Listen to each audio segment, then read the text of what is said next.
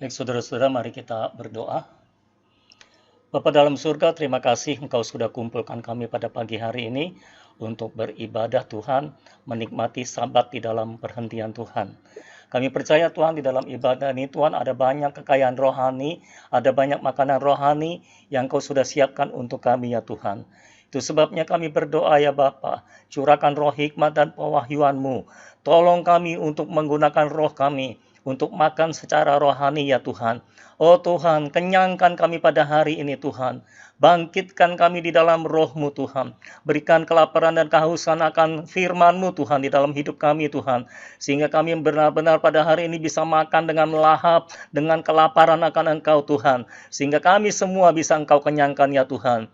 Terima kasih Bapa dalam surga, bekerjalah di antara kami Tuhan. Alirkan hayat ilahi-Mu di antara kami Tuhan. Menjamah setiap kami Tuhan. Memberikan terang kepada kami Tuhan. Sehingga kami mengenal Engkau lebih dalam lagi Tuhan. Terima kasih Bapa dalam surga, terpujilah nama-Mu untuk selama-lamanya. Kami menyerahkan hidup kami sepenuhnya dalam tangan Tuhan. Berbicaralah pada hari ini, sebab kami semua siap mendengarkan firman Tuhan. Dalam nama Yesus kami berdoa dan mengucapkan syukur kepada Tuhan. Haleluya. Amin. Amin. Selamat pagi semuanya. Suara saya terdengar dengan jelas ya. Oke. Saudara-saudara, saya mau saudara semua lebih aktif ketika ada dalam ibadah ini, ya saudara. Jadi ketika saya menyampaikan firman Tuhan, saudara bisa meresponi dengan berkata amin dan sebagainya, bisa melalui emoticon atau bisa melalui chat, ya, supaya saya tahu ada saudara-saudara terus meresponi apa yang disampaikan oleh Tuhan pada hari ini. Saya percaya hari ini ada makanan khusus yang Tuhan siapkan buat kita semuanya, dan biarlah nama Tuhan akan dibesarkan dan dipermuliakan lewat pertemuan kita pada hari ini. Amin ya saudara. Hari ini saya mau share tentang 3 langkah mengenal Allah. Ini adalah kelanjutan dari khotbah pada minggu yang lalu saudara-saudara. Karena ini sangat penting. Mengenal Allah itu sangat penting saudara-saudara. Ada beberapa ayat yang saya mau sampaikan terlebih dahulu buat saudara mengenai pentingnya kita untuk mengenal Allah. Yang pertama kita memakai Efesus 1 ayat 17 yang pada waktu lalu kita sudah pakai.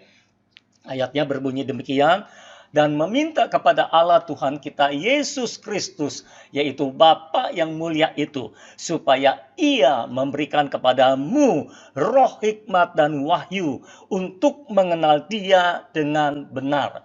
Jadi saudara-saudara, kita membutuhkan yang namanya roh hikmat dan wahyu untuk mengenal Allah dengan benar. Tanpa roh hikmat dan wahyu ini, maka bisa dipastikan, hampir bisa dipastikan, pengenalan kita akan Allah itu salah atau tidak tepat saudara-saudara. Itu sebabnya kita membutuhkan roh hikmat dan wahyu. Dan itu sebabnya tadi saya berdoa supaya Tuhan mencurahkan roh hikmat dan wahyu untuk kita semua pada hari ini. Ayat yang kedua yang penting juga adalah dari Hosea pasal 6 ayat yang ketiga dan ayat yang ke-6 saudara. Pasal 6 ayat yang ketiga terlebih dahulu. Marilah kita mengenal dan berusaha sungguh-sungguh mengenal Tuhan. Ia pasti muncul seperti fajar. Jadi saudara-saudara, kalau kita berusaha mengenal Tuhan dengan sungguh-sungguh, maka Tuhan berjanji Ia pasti muncul seperti fajar. Nah, ini adalah terang, saudara.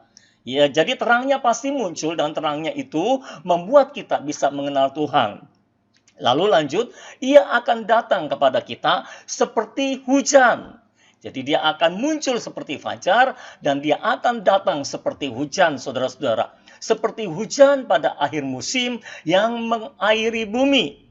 Jadi saudara-saudara, ketika kita berusaha sungguh-sungguh mengenal Tuhan, Tuhan pasti muncul seperti fajar. Ya, seperti pada waktu yang lalu kita membahas, untuk kita bisa menerima terang, kita harus punya keinginan yang kuat untuk menerima terang. Ini adalah usaha sungguh-sungguh, saudara. Yaitu kita menginginkan terang itu, saudara-saudara. Usahanya seperti itu. Bukan usaha untuk membuat terang sendiri. Nah, kalau kita menginginkan terang cukup besar, maka saudara-saudara, terang itu akan muncul. Tuhan dalam bentuk terang atau fajar akan muncul. Dan bukan saja dia akan datang muncul dalam bentuk fajar, dia juga akan datang dalam bentuk hujan, saudara-saudara. Seperti hujan akhir musim yang mengairi bumi. Hujan akhir musim adalah menandai datangnya musim menuai. Jadi ketika kita mengenal Tuhan, Tuhan datang dalam hidup kita, saudara-saudara. Maka Tuhan bukan hanya datang dalam bentuk terang yang akan menerangi kita semua, saudara-saudara, sehingga kita lebih mengenal Dia, tapi kita juga akan melihat Tuhan, atau Tuhan akan bekerja seperti hujan pada akhir musim yang mengairi bumi. Artinya, ada banyak hal yang akan kita tuai ketika kita mengenal Tuhan lebih lagi. Lalu ayat 6-nya berkata, sebab aku menyukai kasih setia dan bukan korban sembelihan, dan menyukai pengenalan akan Allah lebih daripada korban bakaran. Jadi Allah sendiri berkata, aku ini lebih menyukai pengenalan akan Allah dibandingkan engkau memberikan korban-korban bakaran. Jadi saudara-saudara, berapapun banyaknya korban yang kita berikan, tapi kalau korban yang kita berikan itu tidak didasarkan atas pengenalan kita akan Allah, maka Allah tidak berkenan. Allah lebih menyukai kita mengenal Dia terlebih dahulu, baru memberikan korban-korban. Karena saudara, semua orang yang mengenal Allah pasti rela berkorban bagi Tuhan. Tapi orang-orang yang berkorban bagi Tuhan belum tentu mengenal Allah. Itu sebabnya Tuhan lebih menyukai kalau kita mengenal Allah lebih dulu.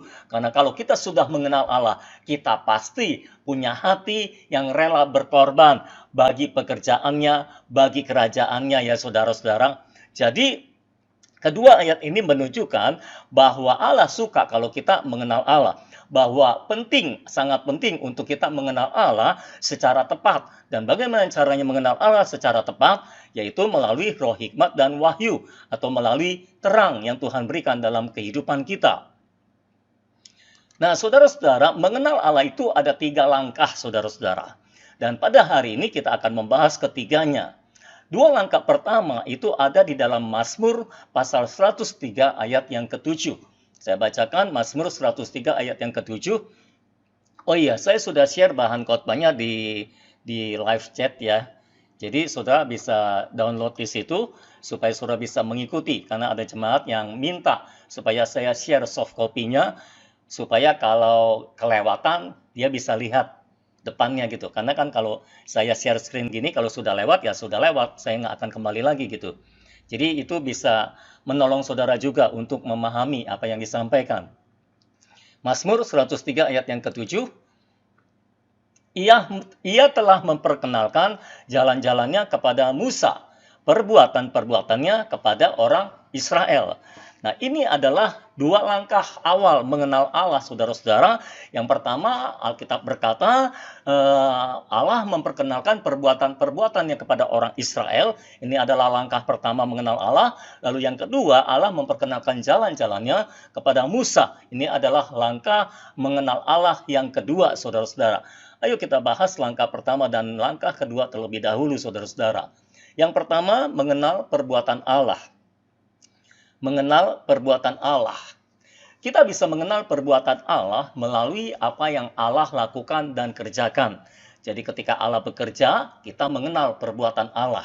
Contohnya dalam Perjanjian Lama, kita melihat orang Israel adalah orang yang mengenal perbuatan Allah ya. Alkitab berkata tadi dalam Mazmur 103 tadi. Orang Israel adalah orang-orang yang mengenal perbuatan Allah, saudara. Tapi masalahnya mereka tidak mengenal jalan Allah. Orang Israel melihat dan mengalami mujizat yang begitu banyak di depan mata mereka sendiri ya saudara. Pertama-tama mereka melihat tulah di Mesir. Tuhan menghukum Mesir dengan 10 tulah karena mereka menahan orang Israel ini keluar dari Mesir. Padahal Tuhan minta supaya Mesir melepaskan Israel untuk keluar dari penjajahan Mesir. Tapi Mesir menahannya, lalu Tuhan kirimkan 10 tulah. Dan luar biasanya saudara-saudara, selama 10 tulah diberikan kepada Mesir, orang Israel di tanah Goshen tidak mengalami tulah ini. Jadi di situ mereka melihat perbuatan Allah. Lalu setelah keluar dari Mesir, mereka terdampar di Laut Merah, saudara-saudara, di depan mereka Laut Merah yang besar, lalu mereka ada di padang gurun, dan di belakang mereka ada pasukan Mesir yang mengejar mereka. Dan akhirnya Tuhan membelah laut itu dengan Musa mengulurkan tongkatnya, lalu Allah membelah laut. Dan itu terlihat sendiri di depan mata orang-orang Israel, saudara. Ya, bagaimana Tuhan membelah laut begitu luar biasanya. Dan laut itu menjadi tembok di sebelah kiri kanan mereka, saudara. Wah, itu pasti pemandangan yang indah, saudara-saudara. Dan mereka menyeberang laut yang sudah terbelah itu. Mereka lihat sendiri, mereka mengalami sendiri bagaimana Allah bisa membelah laut yang besar itu, sehingga mereka bisa berjalan di tengah-tengahnya. Dan setelah mereka sampai di seberang, orang Mesir mau ikut nyebrang, tapi laut tertutup kembali. Allah menutup kembali, dan seketika itu juga musuh yang selama ini beratus-ratus tahun tidak bisa mereka atasi, dihabisi oleh Allah pada waktu itu juga, dan mereka tidak akan melihat musuh itu lagi. Itu adalah perbuatan Allah yang luar biasa. Lalu ketika mereka ada di padang gurun, mereka kekurangan air. Lalu Tuhan suruh Musa memukul batu karang. Dan ketika batu karang dipukul oleh Musa, mengeluarkan air batu karang itu, saudara-saudara. Dan mereka terpenuhi kebutuhan akan airnya. Mereka melihat itu, bagaimana dari batu karang bisa keluar air yang bisa memenuhi kebutuhan air mereka. Itu luar biasa perbuatan Allah, saudara. Lalu mereka juga untuk makan mereka sehari-hari, Tuhan kirimkan mana dari sorga. Tuhan kirimkan roti dari sorga, saudara-saudara, setiap pagi Tuhan kirimkan, sehingga bisa mereka makan kenyang setiap hari. Selama puluhan tahun, Tuhan berikan mana di padang gurun untuk mereka makan sehari-hari.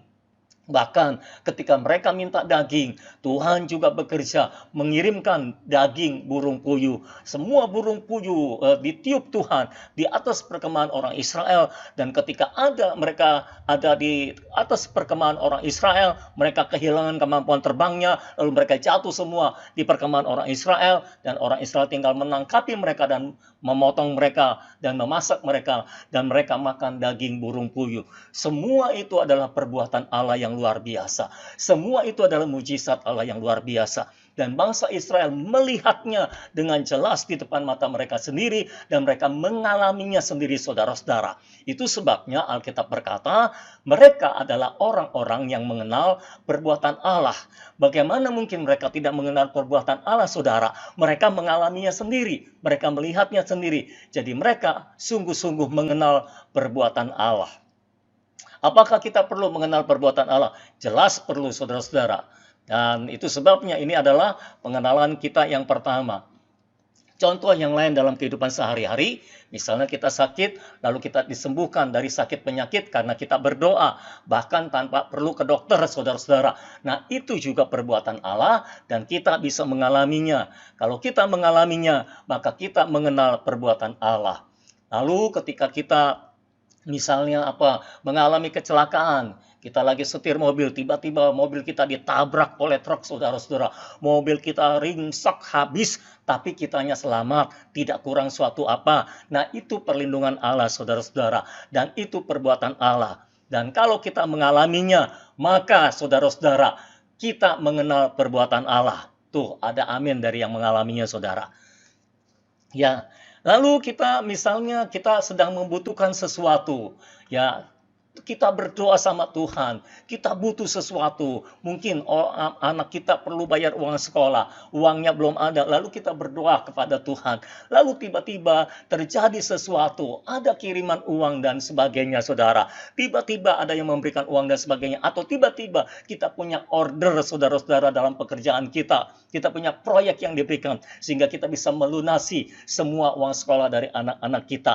Itu adalah berkat Tuhan, itu adalah mujizat Tuhan, itu adalah perbuatan Tuhan. Dan kalau kita melihat dan mengalami perbuatan Tuhan sendiri, maka kita mengenal perbuatan Allah, saudara. Beberapa kesimpulan dari poin pertama ini. Ini adalah langkah pertama dalam pengenalan akan Allah. Jadi tolong diingat, mengenal perbuatan Allah adalah langkah pertama dalam pengenalan akan Allah.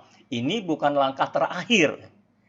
Ya saudara-saudara, kesalahan banyak orang Kristen adalah mengenal perbuatan Allah itu malah menjadi tujuan akhir dari kehidupan kekristenan mereka. Itu adalah hal yang salah, saudara. Mengenal perbuatan Allah itu langkah pertama. Itu sebabnya ketika kita lahir kembali, pertama kali kita lahir kembali, lalu kita mengalami baptisan Roh Kudus dan sebagainya, di awal-awal kelahiran baru kita, biasanya kita banyak mengalami perbuatan Allah, ya. Kita diberikan icip-icip perbuatan Allah. Dengan maksud apa? Supaya kita mengenal perbuatan Allah. Jadi inilah adalah langkah pertama, bukan tujuan akhir. Tolong diingat itu. Lalu, kesimpulan berikutnya, ini terjadi ketika kita melihat apa yang Allah lakukan. Jadi ketika Allah berbuat sesuatu, kita melihatnya dan kita mengenal perbuatan Allah. Kalau Allah tidak melakukan apa-apa, kita tidak bisa mengenal perbuatan Allah. Lalu selanjutnya, pengenalan seperti ini sifatnya dangkal dan hanya bersifat lahiriah, saudara-saudara. Ya, saya katakan dangkal dan hanya bersifat lahiriah, luaran, tidak mempengaruhi yang dalamnya kita itu, saudara. Ini dangkal sifatnya. Lalu pengenalan seperti ini juga tidak membuat kita bertumbuh dalam hayat rohani. Sayangnya banyak orang Kristen malah mengejar pengenalan yang seperti ini. Mengapa saya berkata pengenalan akan perbuatan Allah tidak membuat kita bertumbuh secara hayat rohani? Bukti Alkitabnya adalah, kalau saudara perhatikan, dari 1 jutaan lebih orang Israel yang mengalami mujizat Tuhan di padang gurun, yang melihat sendiri mujizat Tuhan sejak mereka dari Mesir sampai mereka di padang gurun, saudara-saudara. Tetapi permasalahannya adalah yang masuk ke tanah perjanjian cuma 2 orang. Yang menang untuk masuk ke tanah perjanjian cuma 2 orang. Dari 1 juta lebih orang yang mengalami mujizat Allah, hanya 2 orang yang menang, yang masuk ke tanah perhentian Allah, saudara-saudara. Ini membuktikan karena mereka cuma mengenal perbuatan Allah, sedangkan Yosua dan Kaleb mengenal jalan Allah dan mengenal Allah, saudara-saudara.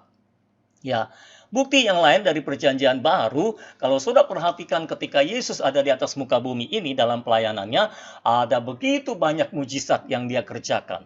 Dan ada begitu banyak orang yang mengalami mujizat yang Yesus kerjakan.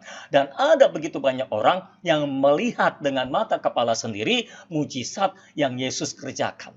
Tapi ketika Yesus mati, tidak ada orang di situ, saudara-saudara.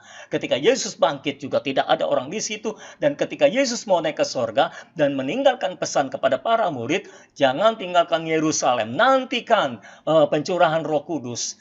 Ketika orang-orang menantikan pencurahan Roh Kudus, dari ribuan, mungkin jutaan orang yang mengalami mujizat, yang melihat mujizat yang Yesus kerjakan, hanya 120 orang yang tersisa di loteng Yerusalem yang menerima pencurahan Roh Kudus, dan merekalah yang memulai kehidupan gereja sebagai realitas kerajaan sorga. Jadi dari jutaan atau ribuan orang yang mengalami mujizat Allah, saudara-saudara, yang Yesus lakukan, hanya 120 orang yang memasuki kemenangan, memasuki kehidupan gereja, memasuki kehidupan dalam kerajaan sorga. Jadi itu sebabnya, saudara, saya berkata mengenal perbuatan Allah ini tidak cukup. Ini cuma langkah awal dari seorang yang sudah dilahirkan kembali. Mereka mengenal perbuatan Allah. Dan biasanya memang ketika kita lahir kembali, Tuhan akan memberikan icip-icip dari perbuatannya sehingga kita mengenal perbuatan Allah. Tapi jangan berhenti di situ. Dan jangan jadikan itu sebagai tujuan akhir. Ini repotnya orang Kristen, terus mau berkubang di dalam mujizat, di dalam pekerjaan Allah seperti itu, saudara-saudara. Tapi mereka tidak mau berlanjut kepada langkah-langkah berikutnya dalam mengenal Allah. Nah, ayo kita lanjut ke langkah berikutnya dalam mengenal Allah, yaitu mengenal jalan Allah. Yang kedua, mengenal jalan Allah. Yang pertama tadi, mengenal perbuatan Allah. Mengenal jalan Allah artinya kita mengenal prinsip atau cara kerja Allah dalam melakukan sesuatu.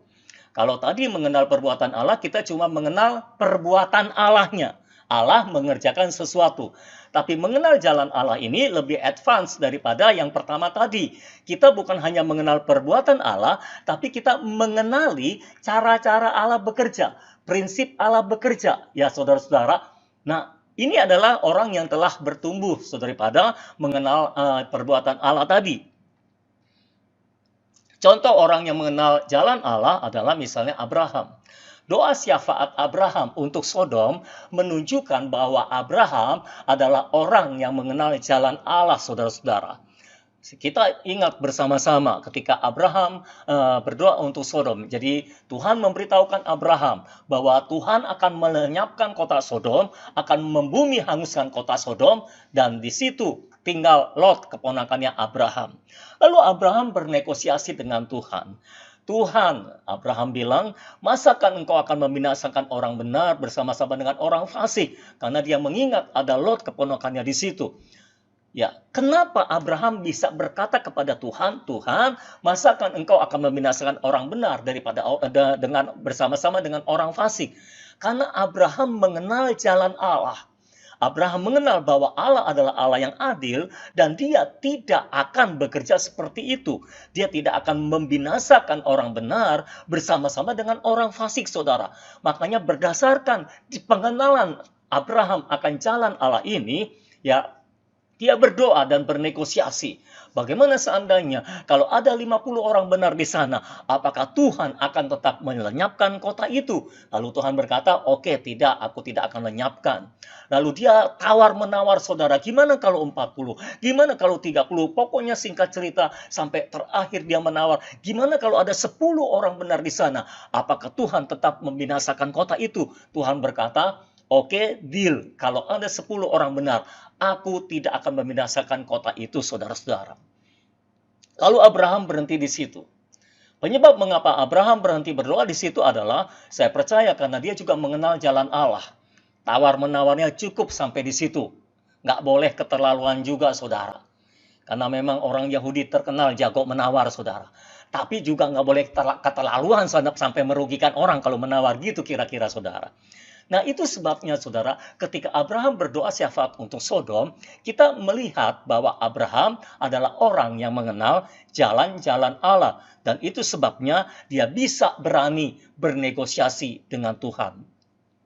Contoh yang kedua adalah doa syafaat Musa untuk bangsa Israel ketika orang Israel berdosa dengan menyembah anak lembu emas, membuat anak lembu emas, dan Tuhan marah, saudara-saudara. Ya, coba kita baca ayatnya dari Keluaran pasal 32 ayat 31 sampai ayat 33. Bunyinya seperti ini. Lalu kembalilah Musa menghadap Tuhan dan berkata, bangsa ini telah berbuat dosa besar, sebab mereka telah membuat Allah emas bagi mereka. Tetapi sekarang kiranya engkau mengampuni dosa mereka itu. Dan jika tidak, hapuskanlah kiranya namaku dari dalam kitab yang telah kau tulis. Ya saudara, Musa berdoa dengan begitu berani. Dia berkata, Tuhan, ampuni dosa umatmu ini. Kalau engkau tidak mengampuni, lebih baik hapuskan saja namaku dari dalam kitab yang telah engkau tulis. Wah, ini doa yang sangat berani, saudara-saudara. Tapi penyebab mengapa Musa menaikkan doa yang sangat berani adalah karena dia telah mengenal jalan-jalan Allah.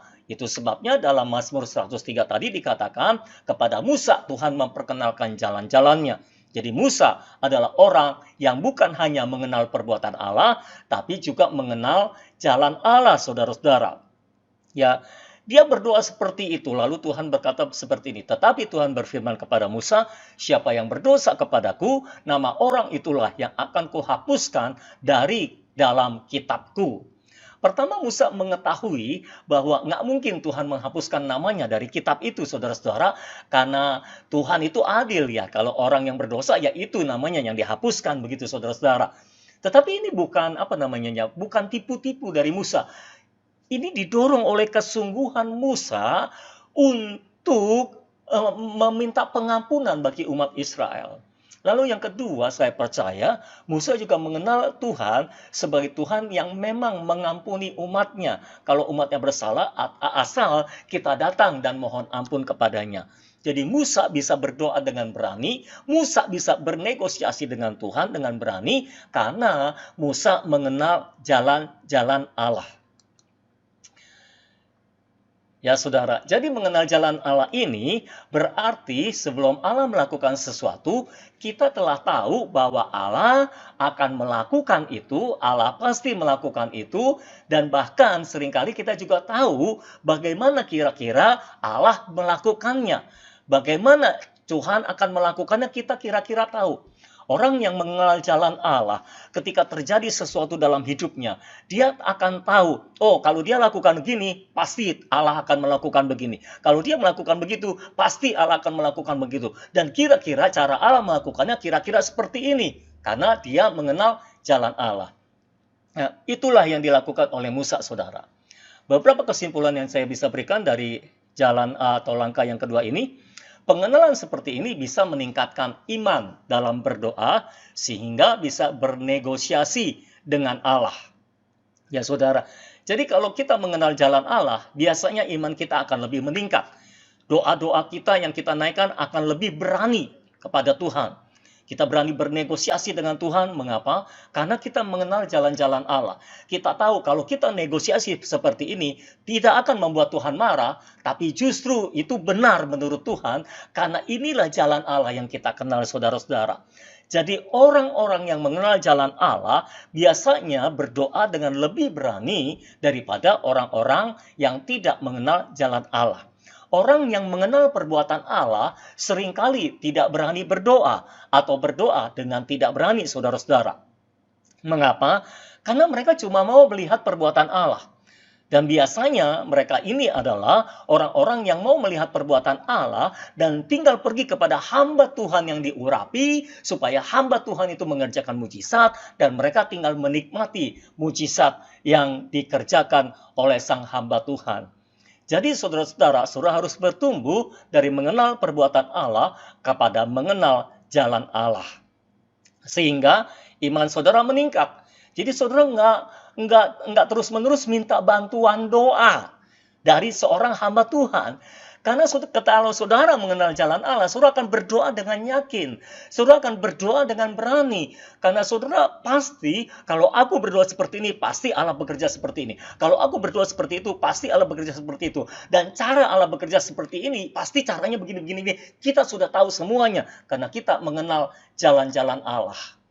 Ciri orang yang cuma mengenal perbuatan Allah, tapi tidak mengenal jalan Allah adalah dikit-dikit minta bantuan doa, saudara-saudara. Jadi apapun yang mereka butuhkan, mereka datang kepada Pak Pendeta atau datang kepada pemimpin KTB dan minta bantuan doa, saudara-saudara. Maafkan, bukan maksud saya kita tidak boleh minta bantuan doa, tapi kita seperti bergantung kepada doa orang lain, saudara. Jadi kita menyerahkan nasib kita kepada orang lain dan kita sendiri tidak mau berdoa untuk mencari perbuatan Allah itu atau mencari jalan Allah itu, saudara. Ya, tapi kalau kita mengenal jalan Allah, kita akan berdoa dengan lebih berani, kita bahkan berani bernegosiasi dengan Allah, karena kita tahu cara jalan Allah dan cara bekerjanya Allah. Lalu saudara-saudara, pengenalan seperti ini sudah lebih maju daripada yang pertama. Namun, masih belum cukup juga. Memang kalau mengenal jalan Allah sudah lebih baik daripada mengenal perbuatan Allah. Tapi ini baru langkah kedua, saudara. Kita perlu beranjak kepada langkah ketiga dalam mengenal Allah. Langkah ketiga adalah kita mengenal pribadi Allah dari dalam batin kita. Ya, kita mengenal pribadi Allah dari dalam batin. Ada dua ayat dalam perjanjian baru, karena ini memang berkat perjanjian baru untuk mengenal pribadi Allah dari dalam batin. Ada dua ayat dalam perjanjian baru yang menunjukkan hal ini. Yang pertama adalah Ibrani pasal 8 ayat 10 sampai ayat yang ke-11. Ya, nanti satu bagian lagi ada di 1 Yohanes. Saya bacakan dulu Ibrani pasal 8 ayat 10 sampai ayat yang ke-11. Maka inilah perjanjian yang kuadakan dengan kaum Israel sesudah waktu itu. Demikianlah firman Tuhan. Aku akan menaruh hukumku dalam akal budi mereka dan menuliskannya dalam hati mereka, maka aku akan menjadi Allah mereka dan mereka akan menjadi umatku. Perhatikan kalimat berikutnya. Dan mereka tidak akan mengajar lagi sesama warganya atau sesama saudaranya dengan mengatakan, kenalah Tuhan. Sebab mereka semua besar kecil akan mengenal aku. Ya, saudara. Satu bagian ayat lagi yang menunjukkan mengenal Allah dari dalam batin adalah 1 Yohanes 2 ayat 27. Ayatnya berbunyi demikian. Sebab di dalam diri kamu tetap ada pengurapan yang telah kamu terima daripadanya. Karena itu tidak perlu kamu diajar oleh orang lain. Tetapi sebagaimana pengurapannya mengajar kamu tentang segala sesuatu. Dan pengajarannya itu benar, tidak dusta. Dan sebagaimana ia dahulu telah mengajar kamu, demikianlah hendaknya kamu tetap tinggal di dalam Dia. Nah, ini kedua ayat itu, saudara-saudara. Perhatikan bersama-sama, kedua bagian ayat itu menyatakan bahwa kita tidak perlu lagi diajar oleh orang lain untuk mengenal Allah, karena kita dapat mengenal Allah dari dalam batin kita. Itu sebabnya ini kita sebut sebagai pengenalan batiniah, saudara-saudara. Jadi baik Ibrani 10, Ibrani 10 tadi kan ya. Ya, Ibrani 8, sorry. Ibrani 8 ayat 10 sampai 11 dan 1 Yohanes 2 ayat 27, keduanya menyatakan hal yang sama, bahwa kita tidak lagi akan diajar oleh orang lain, tidak perlu diajar oleh orang lain, karena kita bisa mengenal Allah dari dalam batin kita. Namanya pengenalan batiniah. Nah, berapa hal yang bisa saya sampaikan mengenai pengenalan batiniah ini.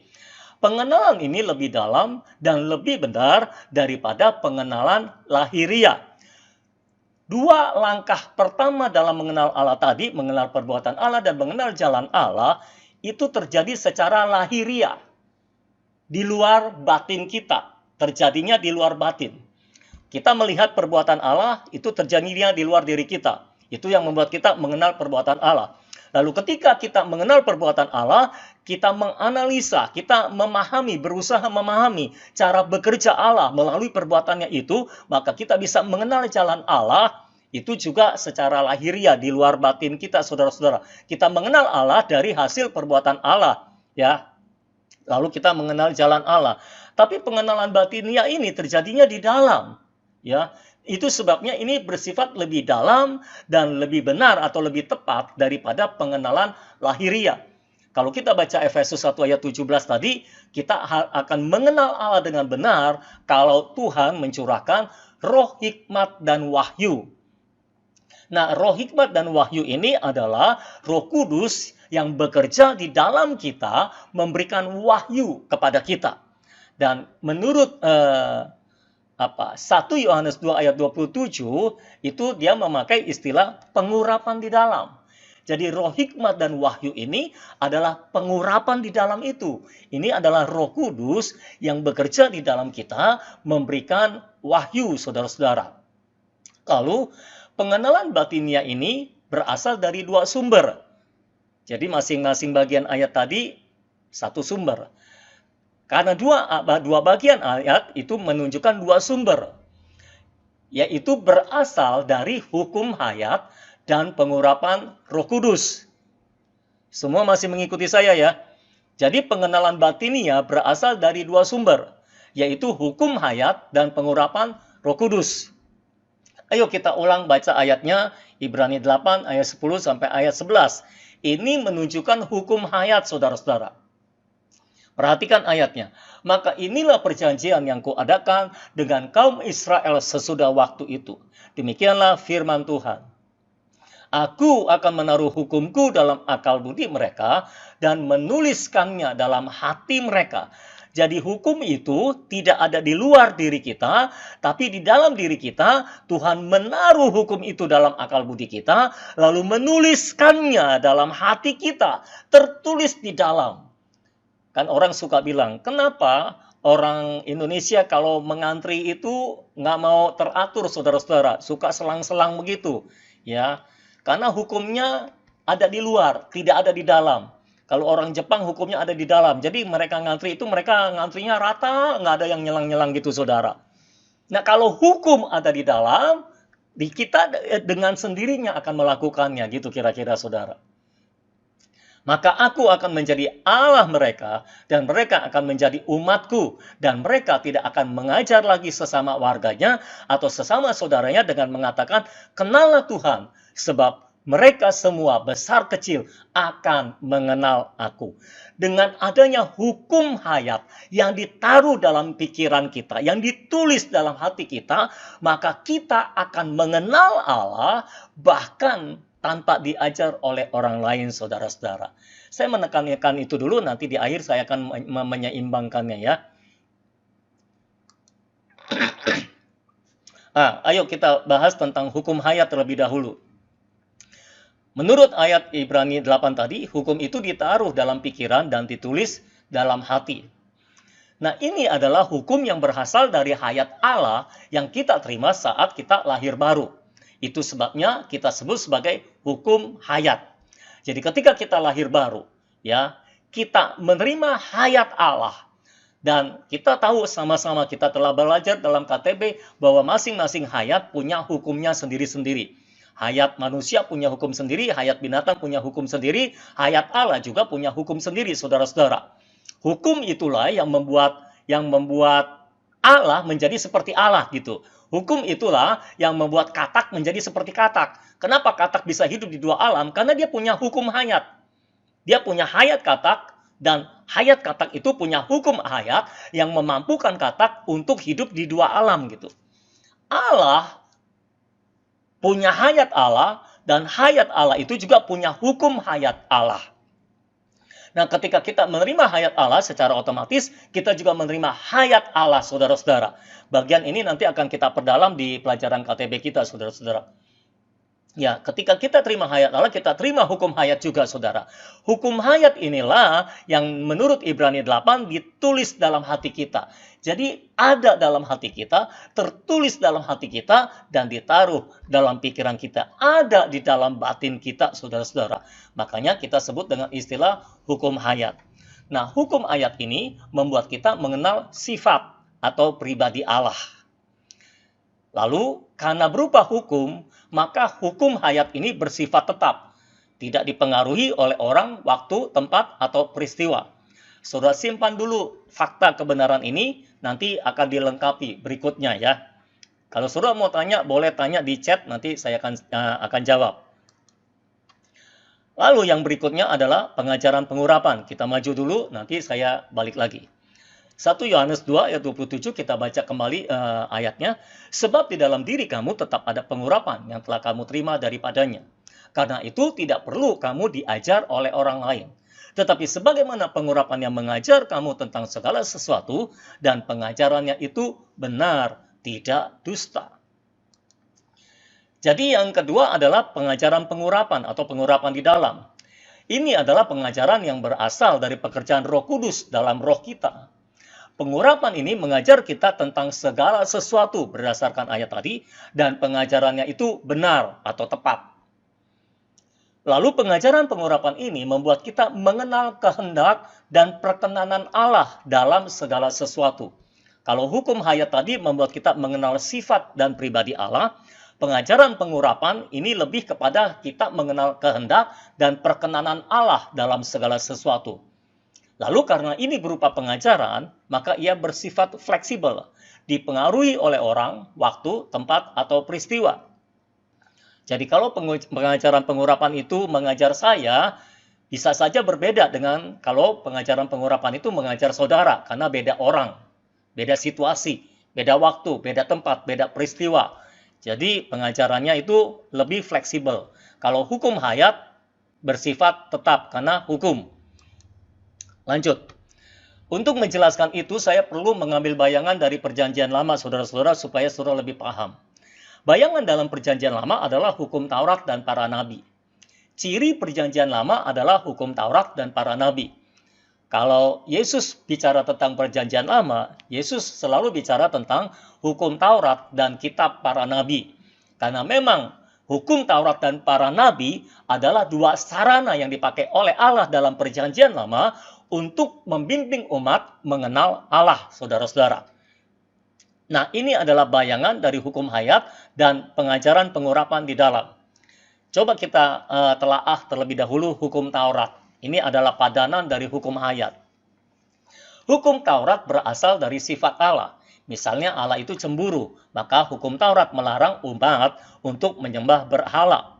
Misalnya Allah itu penuh kasih, karena itu ia atau hukum Taurat itu melarang umat untuk membunuh, dan seterusnya. Hukum Taurat menyatakan sifat Allah, dan karena itu membuat kita mengenal sifat Allah. Kalau Allah berkata, jangan cemburu. Hukum berkata, jangan cemburu. Nah, kita mengenal sifat, maksudnya jangan membunuh. Nah, kita mengenal bahwa Allah adalah Allah yang penuh kasih. Karena itu hukumnya berkata, jangan membunuh. Lalu, kalau Allah berkata, jangan menyembah berhala. Jangan menyembah Allah lain. Nah, dari situ kita bisa mengenal sifat Allah, bahwa Allah adalah Allah yang cemburu, ya saudara. Lalu, hukum Taurat adalah bayangan dari hukum hayat. Jadi hukum Taurat itu bayangan dari hukum hayat. Hukum Taurat itu perjanjian lama, perjanjian barunya hukum hayat, kira-kira seperti itu. Hukum Taurat tertulis di atas loh batu yang dibanting Musa dan pecah itu sehingga ditulis lagi. Lalu hukum Taurat memberikan larangan yang tidak sesuai dengan sifat Allah dari luar umat, dari luar diri umat.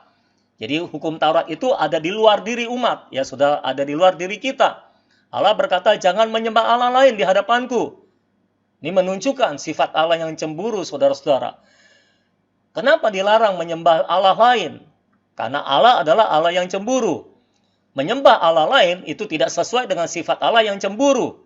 Ya. Jadi dia memberitahukan kita, memberikan larangan kepada kita hal-hal yang tidak sesuai dengan sifat Allah dari luar diri kita. Nah, kalau hukum hayat itu tertulis di atas loh hati, bukan di atas loh batu. Lalu dia memberikan larangan seperti hukum Taurat yang tidak sesuai dengan sifat Allah, tapi dari dalam diri kita. Itu sebabnya, kalau kita mau melakukan sesuatu yang bertentangan dengan sifat Allah, ada semacam larangan dalam diri kita yang muncul, saudara-saudara. Itu adalah pekerjaan hukum hayat. Hukum Taurat bersifat lahiriah, sementara hukum hayat bersifat batiniah. Lalu, hukum Taurat membuat kita mengenal sifat Allah dari luar diri kita dan harus diajarkan oleh orang lain dan masih bisa salah dalam penangkapannya. Itu sebabnya Musa harus mengajarkan umat tentang hukum Taurat. Ya. Dan dalam perjalanan sejarahnya, hukum Taurat telah disalah tangkap, telah disalah tafsirkan oleh orang-orang Farisi, orang-orang Saduki, ahli-ahli Taurat, orang-orang Yahudi, sehingga hukum Taurat yang awalnya bersifat baik dan bertujuan baik, akhirnya hukum Taurat bukan lagi menjadi hukum Allah, tapi menjadi budaya manusia, saudara-saudara. Itu yang dibilang bisa salah. Karena diajarkan oleh orang lain, ditangkapnya bisa salah, seperti itu kira-kira. Hukum hayat membuat kita mengenal Allah dari dalam diri kita. Itulah yang menyebabkan Alkitab berkata, kita jadi nggak perlu diajarkan oleh orang lain, karena dari dalam diri kita diajar. Nggak perlu pengajaran yang dari luar gitu loh, karena diajarnya dari dalam. Dan karena dari dalam, maka kita menangkapnya bisa lebih tepat. Karena kita merasakannya di dalam diri kita. Saya berikan contoh. Misalnya, saya taruh bubuk gula dan bubuk garam di hadapan saudara. Nah, perlu saudara ketahui bubuk gula itu warnanya putih dan halus-halus butirannya kan. Bubuk garam mirip, halus-halus butirannya, ya, dan warnanya juga putih. Mungkin putihnya beda-beda dikit, lalu saya ajarkan kepada saudara. Nih, saya kasih tahu nih. Nih Nurtina nih, ini gula, ini garam, ya. Nih Lukas, ini gula, ini garam. Ya, gula itu bubuknya lebih putih daripada garam. Lalu lebih halus daripada garam, misalnya kayak gitu. Dan gula itu rasanya manis. Kalau garam itu rasanya asin. Nah, ketika saudara menerima pengajaran tentang gula dan garam ini, saudara ngangguk-nganggukkan dan berkata, amin, haleluya, gitu kira-kira saudara. Lalu saudara pikir saudara sudah mengerti tentang gula dan garam. Ya, tapi selama itu cuma berbentuk pengajaran dari luar, saudara tidak akan mengenal gula dan garam itu secara fix, secara tepat. Sampai sekali waktu saudara cocol, apa tuh istilahnya, cocol ya. Saudara ambil bubuk gula, lalu saudara taruh di lidah saudara, saudara rasakan manis. Muncul perasaan dari dalam yang memberitahu saudara bahwa ini rasanya manis. Dengan segera saudara tahu, oh ini pasti gula. Dan karena saudara merasakannya di dalam, itu nggak bisa salah.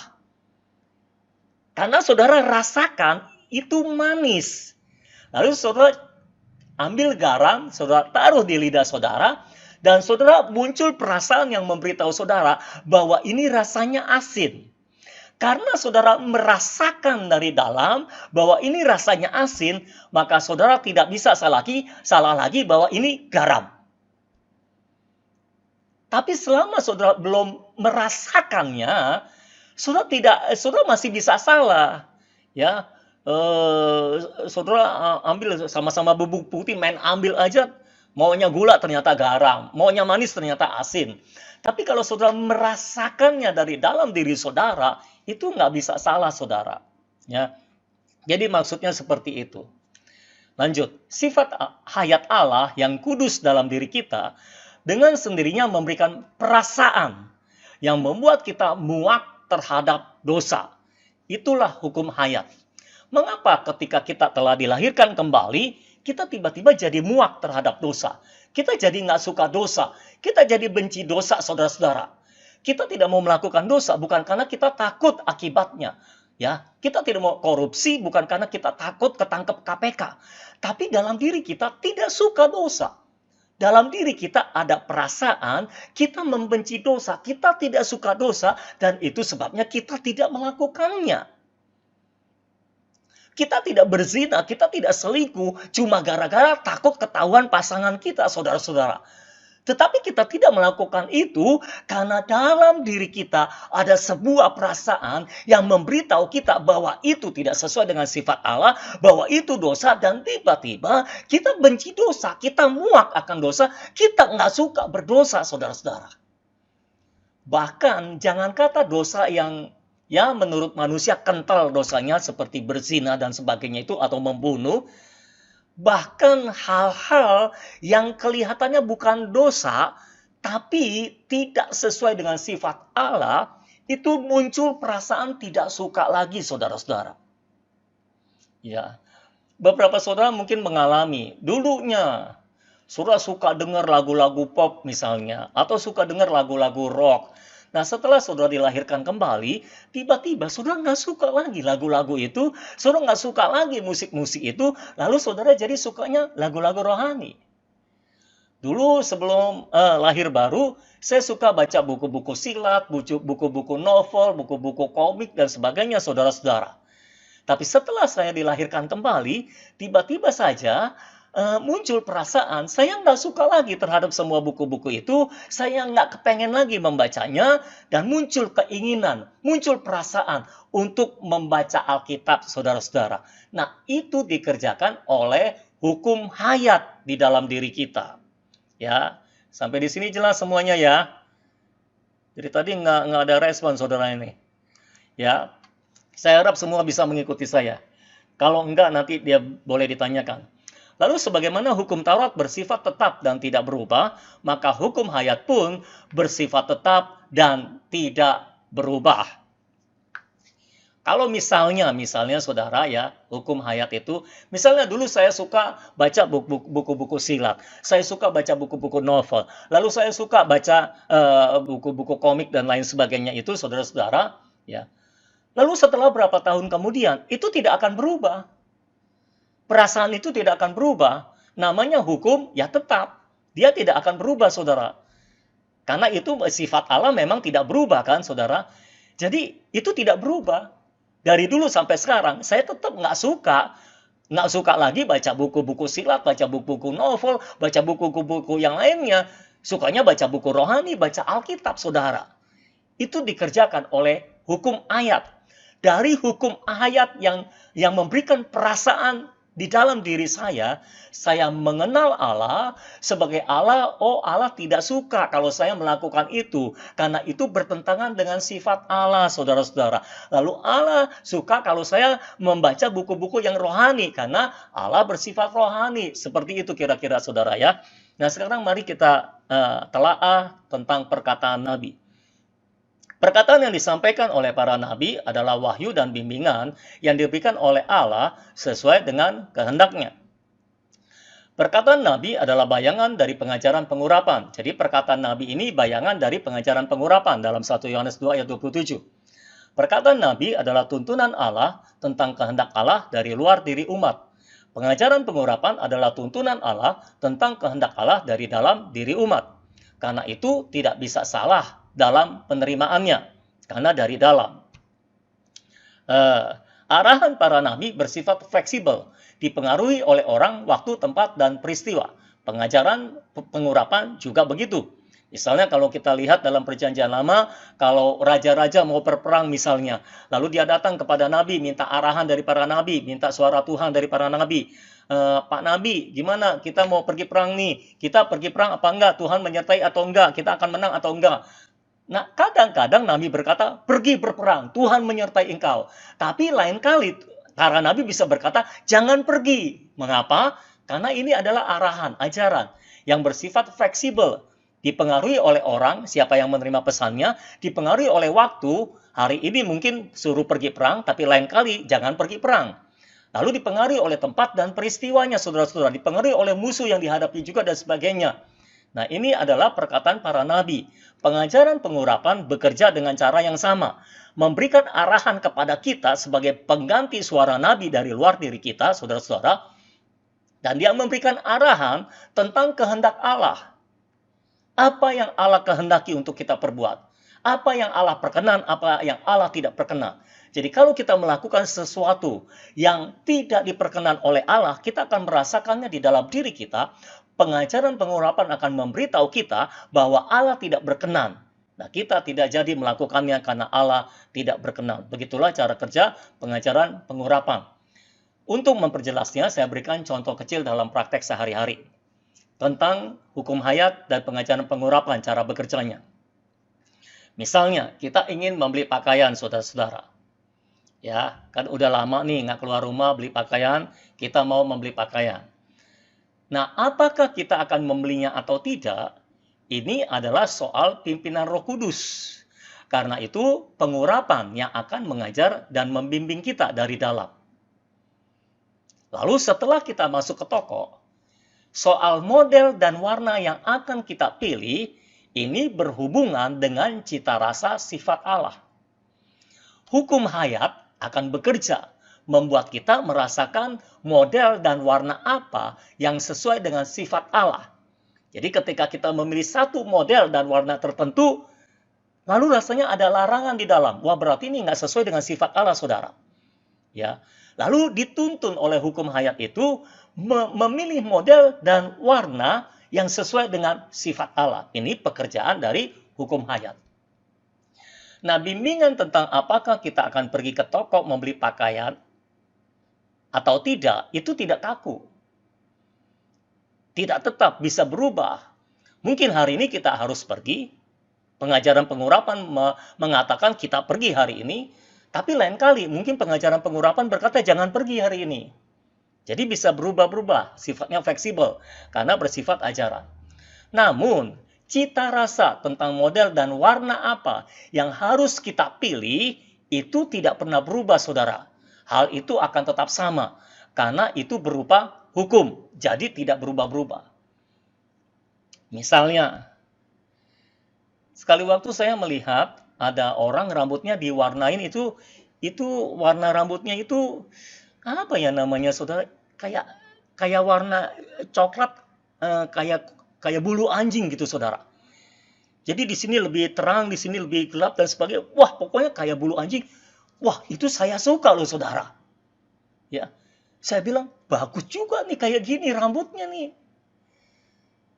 Tapi saya tidak akan melakukan itu, saudara.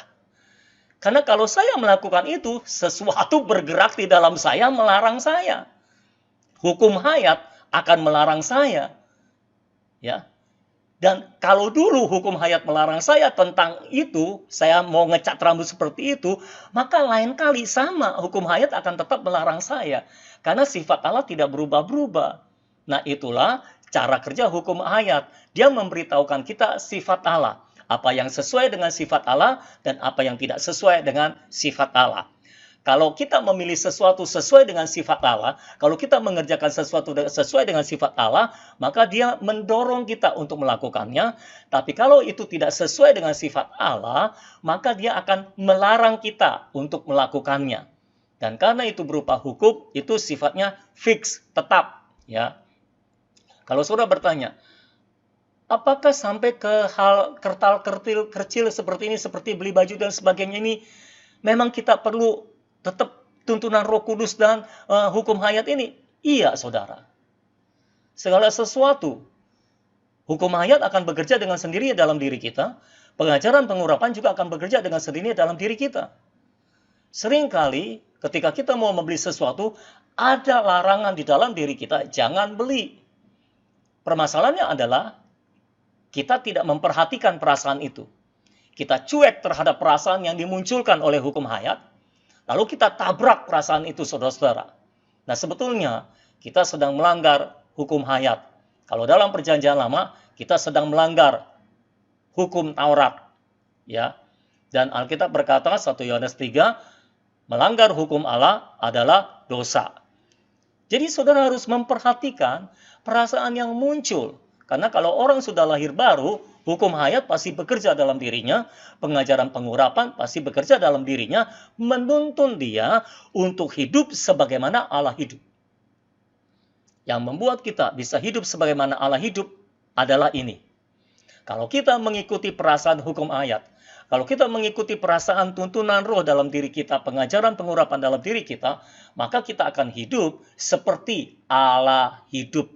Kita tidak lagi hidup berdasarkan pertimbangan pikiran kita, saudara-saudara, yang kalau kita pikir, wah kalau ini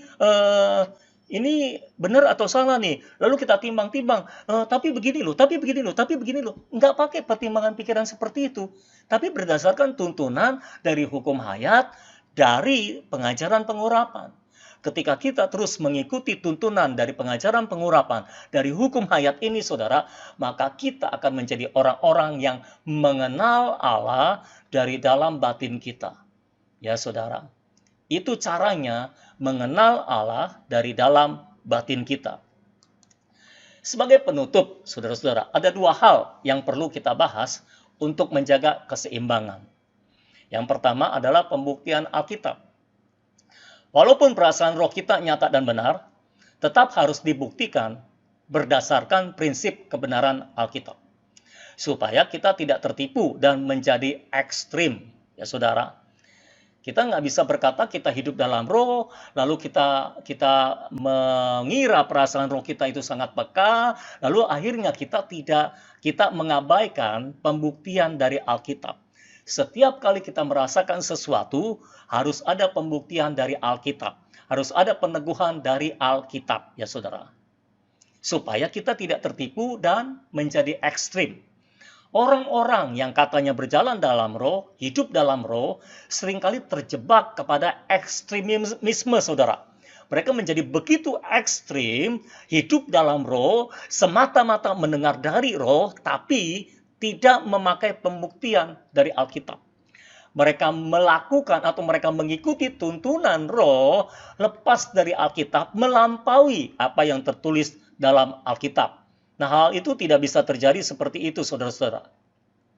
Kita tetap harus berdasarkan pembuktian Alkitab. Mengapa? Karena ibaratnya, saudara-saudara, Alkitab itu dalam sebuah negara ada undang-undang dasar, ada undang-undang, ada peraturan pelaksanaan. Ya. Nah, Alkitab itu adalah undang-undang dasar kerajaan sorga. Jadi peraturan pelaksanaan harus berdasarkan kepada undang-undang dasar ini. Peraturan pelaksanaan adalah untuk mengatur pelaksanaan dari undang-undang dasar. Jadi tidak boleh bertentangan atau tidak boleh melampaui apa yang sudah tertulis dalam undang-undang dasar, saudara-saudara. Dalam segala hal, termasuk dalam pelayanan kita. Kita nggak boleh melakukan pelaksanaan pelayanan melampaui apa yang tertulis atau melawan atau bertentangan dengan apa yang tertulis dalam Alkitab. Nantinya kita jadi rusak, kita jadi tertipu oleh iblis, karena iblis itu licik, ya saudara, dia lebih mengenal dunia roh daripada kita, lalu akhirnya kita menjadi ekstrim, kita menjadi aneh, dan kita tidak sesuai dengan Alkitab, karena kita tidak memakai Alkitab untuk mengkonfirmasi setiap pelaksanaan tindakan kita, dan kita tidak meminta pembuktian Alkitab untuk pelaksanaan tindakan kita, saudara-saudara. Perasaan batinnya itu memang hidup, tapi terkadang tidak tepat dan tidak terjamin. Sebaliknya, kebenaran Alkitab itu tepat dan terjamin, namun tidak hidup. Itu sebabnya kita memerlukan keduanya, agar kita bisa berjalan maju dan tidak menyimpang. Ilustrasinya adalah seperti kereta api, saudara-saudara. Kereta api itu harus ada daya di dalam yang membuat dia hidup dan bergerak, tapi juga harus ada rel di luar yang membuat dia jadi tidak menyimpang jalannya. Karena kalau dia menyimpang dan tidak mengikuti rel, artinya kecelakaan. Akan ada kecelakaan dan akan ada korban di sana. Nah, permasalahan dalam kekristenan adalah ada banyak hamba Tuhan yang punya kehidupan di dalam, tapi tidak punya rel di luar, saudara-saudara. Sehingga akhirnya mereka melakukan pelaksanaan pelayanan tidak sesuai dengan Alkitab, tidak dipagari oleh Alkitab, sehingga akhirnya mereka tidak mengikuti rel yang ditetapkan oleh Alkitab. Akhirnya mereka jomplang, mereka terbalik dan memakan korban. Itu akan jadi masalah tuh, khususnya buat jemaat tentunya, saudara ya. Nah, itu tidak boleh seperti itu. Alkitab adalah undang-undang dasarnya. Kalau kita baca dalam Perjanjian Lama, sekali waktu Daud mencoba memindahkan tabut Allah. Mau dimasukkan ke dalam Yerusalem, saudara-saudara. Supaya dipelihara di situ, dijagai di situ, dikelola di situ. Pokoknya dia mau bawa ke Yerusalem, saudara-saudara, ke ibu kotanya. Ya. Tetapi permasalahannya adalah dalam pelaksanaan memindahkan tabut Allah itu, dia tidak mengikuti apa yang tertulis dalam kitab Perjanjian Lama, dalam hukum Taurat, saudara-saudara. Ada tata cara pelaksanaan pemindahan tabut yang harus dikerjakan, yang diberitahukan oleh hukum Taurat. Tapi Daud tidak melihat kitab. Dia langsung melakukannya berdasarkan dia melihat orang Filistin membawa tabut dengan kereta dan tidak terjadi apa-apa, saudara-saudara. Lalu akhirnya dia membawa tabut dengan kereta, dan akhirnya menyebabkan kematian. Ada 2 orang yang mati pada waktu itu. Setelah terjadi kematian, Daud bertobat. Dan dia menyelidiki kitab suci bagaimana caranya memindahkan tabut ke satu tempat. Lalu akhirnya dia lakukan ulang. Dia pindahkan tabut, tapi dengan tata cara pelaksanaan yang sesuai dengan undang-undang yang sudah tertulis dalam kitab Perjanjian Lama. Dan Alkitab mencatat, mereka melakukan itu semua dengan tata cara pelaksanaan yang benar. Sesuai dengan apa yang tertulis, maka tidak ada kematian di sana. Yang ada adalah kehidupan, yang ada adalah berkat di sana, saudara-saudara. Nah, dalam kitab pelayanan juga, kita harus mengikuti tata pelaksanaan seperti apa yang tertulis. Karena kalau tidak, saudara-saudara, kita bisa dianggap bersalah oleh Tuhan. Karena kita tidak menjadikan Alkitab sebagai pembuktian. Jadi berapapun pekaknya perasaan roh kita, betapapun ada kehidupan di dalam yang kita rasakan, Alkitab tetap harus menjadi pagar perlindungan supaya kita tidak menyimpang. Kenapa ada banyak pengajaran yang menyimpang? Mengapa ada banyak peraturan pelaksanaan pelayanan yang menyimpang? Karena mereka tidak memperhatikan apa yang tertulis dalam Alkitab. Mereka menafsirkan Alkitab secara serampangan dan akhirnya Alkitab tidak menjadi rel bagi hidup mereka. Nah, kita tidak mau itu terjadi dalam gereja kita, dan itu sebabnya kita harus melakukan semuanya sesuai dengan aturan yang ditulis oleh Alkitab, saudara-saudara. Lalu, soal pengajaran dari luar. Kedua ayat tadi mengatakan, kita tidak perlu lagi pengajaran dari luar. Gimana tentang pengajaran dari luar? Walaupun di bagian ini dikatakan kita tidak lagi memerlukan pengajaran dari orang lain, namun juga ada banyak bagian Alkitab yang berbicara tentang pengajaran dari manusia. Itu sebabnya ajaran dari luar tetap dibutuhkan, saudara-saudara. Jadi ada bagian-bagian Alkitab yang lain sebagai penyeimbang bicara tentang pengajaran manusia.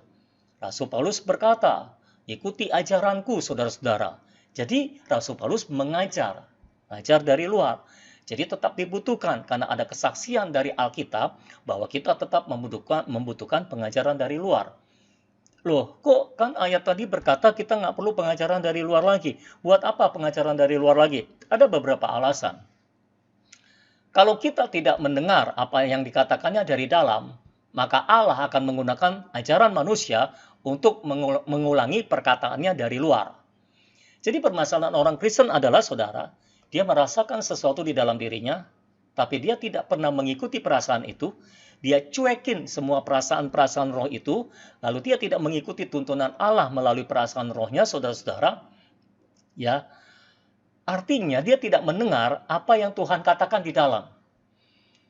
Nah, bagi orang-orang yang tidak suka mendengar apa yang Tuhan katakan di dalam, maka Tuhan akan menggunakan ajaran manusia untuk apa? Untuk mengulangi apa yang telah Dia katakan di dalam kita. Mengulanginya dari luar, supaya mengkonfirmasi, saudara-saudara. Jadi kita butuh pengajaran dari luar, karena terkadang kita tidak mendengar apa yang Tuhan katakan di dalam. Nah, ketika kita mendengar seseorang mengajar dari luar, kita baru engeh. Orang Jakarta bilang kita baru engeh. Kita baru eling, kita baru sadar. Oh iya, Tuhan pernah berkata seperti itu kepada saya. Tuhan juga mengajar seperti itu kepada saya, tapi selama ini saya tidak mendengarnya. Dan sekarang saya diteguhkan, saya dikonfirmasi, dan kali yang kedua kita mendengarnya, mungkin kita akan melakukan apa yang Tuhan perintahkan kepada kita, saudara-saudara. Tetapi yang harus diingat adalah, yang dari luar tidak bisa menggantikan dan tidak boleh menggantikan apa yang dari dalam. Yang dari luar hanya bersifat mengulangi atau meneguhkan apa yang Tuhan katakan di dalam. Nah, ini juga jadi peraturan pelaksanaan untuk kita membimbing orang. Jika kita membimbing orang, kita nggak boleh tuh memberikan 10 perintah untuk mengajar dia bertindak begini dan begitu secara detail, itu kurang L, ya. Nggak boleh kita kasih tahu, kamu nih begini, gini, keadaan kamu gini, lalu yang harus kamu lakukan gini, yang harus kamu lakukan gini, nggak boleh lakukan itu. Kita nggak boleh mengajar dan membimbing orang seperti itu, saudara-saudara. Itu adalah cara kerja Nabi Perjanjian Lama. Perjanjian Baru tidak seperti itu. Kalaupun ada Nabi dalam Perjanjian Baru, Nabi bertugas untuk mengulangi atau meneguhkan apa yang telah dikatakan oleh Allah dari dalam. Tapi pada prinsipnya, orang harus bergantung kepada Allah yang dari dalam diri mereka.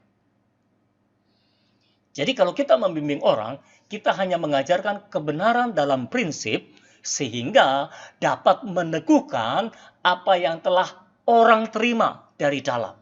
Ya, saya tidak akan memberitahukan kepada saudara, ini yang harus saudara lakukan. 1, 2, 3, 4, 5, 6, 7, 8, 9, 10. Dan karena keadaan saudara gini, saudara, saya jelaskan semuanya secara detail. Tidak, saudara. Saya hanya menyampaikan prinsip kebenaran yang akhirnya bisa dipakai oleh Roh Kudus untuk menerangi saudara, untuk meneguhkan apa yang sudah saudara terima di dalam diri saudara. Tapi saudara tetap harus bergantung pada pekerjaan Roh Kudus di dalam diri saudara. Saudara tidak boleh bergantung kepada si hamba Tuhan yang meneguhkan. Yang meneguhkan, yang mengulangi, hanya mengulangi. Tapi yang pertama dan terutama adalah yang berkata-kata di dalam kita itu. Itu yang penting, saudara. Ya. Lalu, semua pengajaran dari dalam diberikan dalam roh. Banyak pikiran yang tidak dapat memahaminya. Jadi orang Kristen, saudara-saudara, roh bekerja di dalam, roh memberitahukan sesuatu dari dalam. Tapi pikiran mereka tidak bisa memahaminya. Itulah sebabnya mereka perlu orang lain untuk mengajar agar mereka mengerti apa yang Allah kerjakan di dalam. Jadi seringkali kalau orang bertanya kepada saya atau saya mengajar orang, saya mengajarkan cara Allah bekerja di dalam diri kita dan saya mendorong mereka untuk kembali kepada pekerjaan roh yang di dalam diri mereka, mendengarkan apa yang Tuhan katakan di dalam diri mereka, melihat apa yang Tuhan kerjakan dalam roh mereka, dan dengan demikian mereka merasa fix di dalam. Kalau mereka cuma terima pengajaran di luar, tapi tidak fix di dalam, itu tidak sah, saudara-saudara. Jadi harus fix di dalam, itu baru sah, itu berasal dari Tuhan. Lalu kita tidak bisa menerima pengajaran dari luar sembarangan. Karena yang akan Tuhan pakai untuk meneguhkan apa yang kita terima dari dalam adalah orang-orang yang telah Tuhan tempatkan untuk menjadi pemimpin atas kita. Kalau saudara baca perjanjian lama, para nabi itu ada tugasnya yang di selatan, ada yang bertugas di utara, saudara. Selatan itu kerajaan Yehuda namanya, di utara kerajaan Israel. Nabi Elia, Nabi Elisa itu bertugas di kerajaan Israel utara. Dan nabi-nabi ini tidak menyeberang ke kerajaan Yehuda. Raja-raja Israel kalau minta pendapat atau minta arahan Tuhan melalui nabi, mereka datang kepada nabi yang bergerak di Israel utara. Tidak ada nabi di Yehuda, di kerajaan selatan yang menyeberang ke utara untuk minta petunjuk nabi di Israel utara. Di Yehuda, Tuhan sudah menempatkan nabinya sendiri. Jadi mereka datang kepada nabi yang di Yehuda. Mereka nggak bisa dengan cara seperti ini. Ketika mereka datang kepada nabi yang di Yehuda, lalu mereka rasanya nggak cocok dengan arahan si nabi, lalu mereka menyeberang ke utara, cari arahan dari nabi lain, supaya bisa cocok dengan yang mereka inginkan, saudara-saudara. Nah, Tuhan telah mengatur semuanya sedemikian rupa, sehingga kita tidak bisa menyeberang seperti itu, saudara-saudara. Tidak ada pemimpin yang minta arahan nabi itu menyeberang ke utara atau dari utara ke selatan. Tidak. Yang di utara ya di utara, yang di selatan ya di selatan, saudara-saudara. Nah, dalam perjanjian baru, Allah telah menetapkan tubuh Kristus dalam gereja lokal, saudara-saudara. Itu sebabnya kalau saudara punya masalah, kalau saudara punya pertanyaan, saudara harus kembali ke dalam tubuh. Nggak boleh keluar tubuh. Karena saudara ditempatkan dalam tubuh yang mana? Realitas tubuh Kristus adalah gereja lokal. Kalau saudara tanya saya, Pak, kan yang lain itu juga anggota tubuh Kristus, Pak. Orang Kristen yang lain juga anggota tubuh Kristus. Gereja lokal yang lain juga anggota tubuh Kristus. Iya, mereka anggota tubuh Kristus, tapi realitas tubuh Kristus ada dalam gereja lokal masing-masing. Karena kalau saudara nyebrang abot-abotan, saudara-saudara dalam meminta peneguhan atau arahan, Tuhan tidak bekerja dengan cara yang seperti itu. Kalau saudara ditempatkan di sini, saudara harus tertanam dalam gereja lokal di sini, dan setiap kali dan dalam gereja lokal ini saudara terhisap dalam tubuh Kristus, dan di dalam tubuh Kristus disinilah saudara menerima perlindungan. Saudara menerima pengarahan, saudara menerima pengajaran, saudara-saudara. Itu sebabnya saudara harus jelas di mana Tuhan menempatkan saudara. Tuhan itu bukan pribadi yang ngacak kalau bekerja, saudara. Tuhan itu Tuhan yang teratur kalau bekerja. Kalau kita bisa nyebrang-nyebrang, minta arahan, minta pendapat, minta pimpinan dari yang lain, saudara-saudara, lalu ngapain Tuhan bikin gereja lokal? Kalau gitu nggak perlu ada gereja lokal dong. Kalau gitu kita nggak usah ada gereja lokal, semuanya persekutuan aja, jadi semua bisa, yang di sini bisa nanya yang sana bisa nanya sana, dan yang sini bisa minta bantu doa sana, yang sana bisa minta bantu doa sini. Nggak gitu, saudara, cara kerja Tuhan. Itu seperti keluarga. Kalau saya tanya saudara, keluarga saudara ada berapa? Keluarga kamu ada berapa? Ada berapa bersaudara? Keluarga kamu terdiri dari siapa saja? Saudara pasti menjawabnya keluarga inti. Ya, ayah saya namanya gini, ibu saya namanya itu, Lalu saudara-saudara saya, anak pertama namanya ini, anak kedua namanya itu, anak ketiga namanya ini, anak keempat namanya itu, anak kelima namanya ini. Loh kok nggak selesai-selesai banyak amat anaknya? Iya ada 10 gitu saudara misalnya.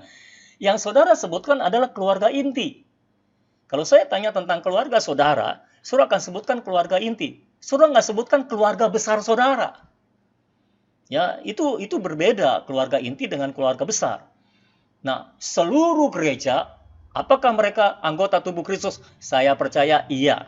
Tapi mereka adalah keluarga besar, bukan keluarga inti. Keluarga inti adalah gereja lokal, saudara-saudara. Tuhan telah menetapkan, saudara ada dalam gereja lokal, tertanamlah dalam gereja lokal, disinilah saudara dapat perlindungan, disinilah saudara dapat pengajaran, disinilah saudara dapat segala yang saudara butuhkan untuk meneguhkan apa yang Tuhan sudah kerjakan di dalam saudara. Itu sebabnya saya percaya, sepanjang saya berkhotbah, semua khotbah saya cuma bersifat peneguhan buat saudara. Semua yang telah saudara alami di dalam, yang telah saudara terima di dalam, diteguhkan di sini, saudara-saudara. Setiap kali saya menyampaikan pengajaran, setiap kali saya menyampaikan khotbah, itu akan meneguhkan apa yang telah saudara terima di dalam, apa yang telah saudara alami bersama dengan Tuhan. Saya berdoa supaya kita semua semakin mengenal Allah. Tetapi saya dorong semua saudara, jangan cuma di level pertama dari pengenalan akan Allah, yaitu mengenal perbuatan Allah. Dan itu jangan dijadikan tujuan juga, karena itu cuma level awal dari pengenalan akan Allah.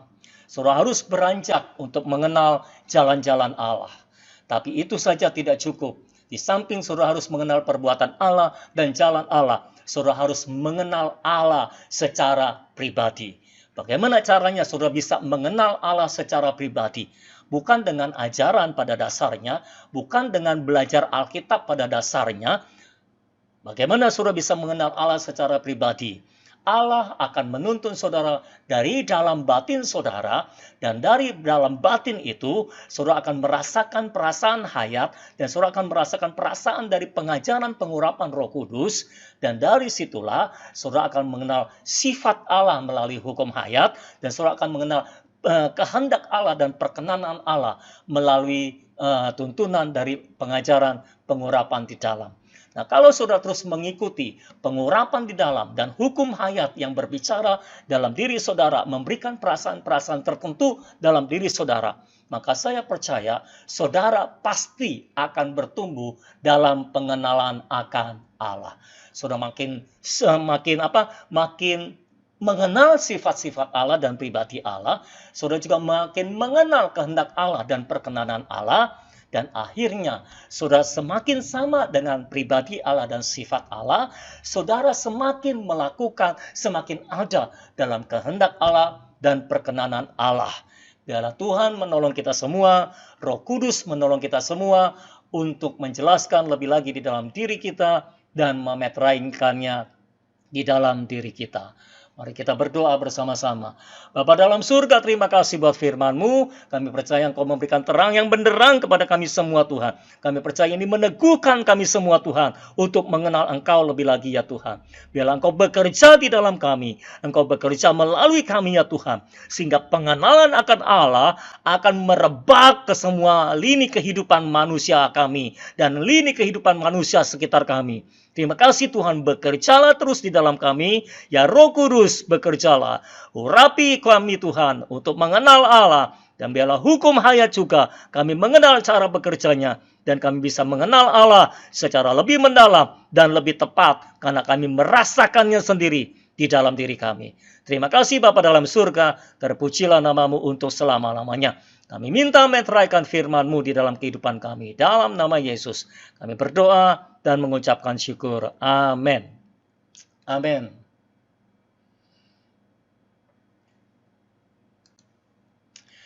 Baik saudara-saudara, kalau ada yang mau share apa yang saudara terima barusan atau mau tanya, silakan tanya.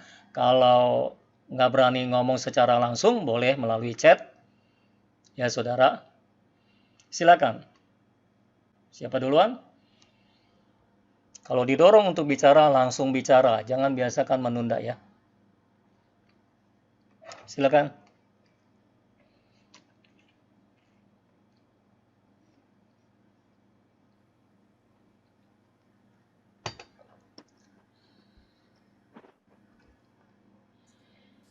Dan saya mau tanya,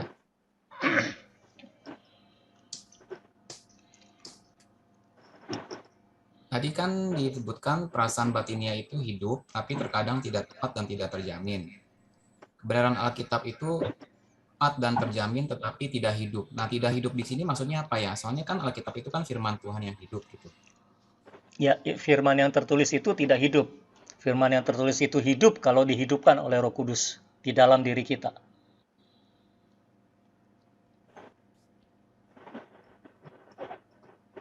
Jelas nggak? Ya berarti itu bisa dikatakan bisa hidup juga dong kalau misalnya dihidupkan oleh Roh Kudus. Kalau dihidupkan. Tapi kalau tidak dihidupkan, firman tertulis akurat dan terjamin, tapi tidak hidup. Itu jadi hidup ketika dia dihidupkan di dalam diri kita. Dan hidupnya tetap di dalam diri kita. Hidupnya itu munculnya di dalam diri kita, bukan yang di luar. Oh, berarti ketika kita mencari pembuktian dalam Alkitab, eh, apa? Oh, salah. Ketika kita membaca Alkitab itu kan tidak tepat dan terjamin, tapi dia nggak hidup. Tapi ketika kita ada pengurapan Roh Kudus itu, maka dia akan menghidupkan ya kebenaran Alkitab Menghidupkan di itu. dalam. Hmm. Kalau yang di Itulah dalam yang hidup menjadi, kan. ya itulah sebenarnya menjadi pembuktian juga buat kita kan. Maksudnya kan bukan hanya sekedar, oh ini kan ada ayatnya, kan suka orang kan mencari pembenaran diri, dia berkata apa yang dia lakukan itu, oh ini kan ada ayatnya gitu, padahal ini ayatnya itu belum hidup di dalam diri dia, tapi hanya sekedar tertulis, dia jadi bawa pembenarannya itu karena tertulis gitu secara harfiah gitu. Jadi cara kerjanya begini. Kita harus memahami Alkitab dengan benar, dan pemahaman kita akan Alkitab yang benar itu akan menolong kita untuk memagari apa yang terjadi di dalam. Jadi ketika kita memahami Alkitab dengan benar, nah itu sebabnya kita perlu belajar Alkitab juga. Lalu terjadi sesuatu di dalam yang hidup di dalam, menunjukkan atau mengajar kita tentang sesuatu, tentang pengajaran sesuatu. Nah, kita tinggal mencocokkan apa yang kita terima di dalam yang hidup itu dengan Alkitab, dengan pengajaran Alkitab. Sama atau enggak? Kalau pertentangan harus gugur. Walaupun hidup harus gugur karena enggak teratur dan terjamin seperti Alkitab. Jadi pembuktiannya harus Alkitab, pagarnya Alkitab. Itu seperti rel yang di luar itu.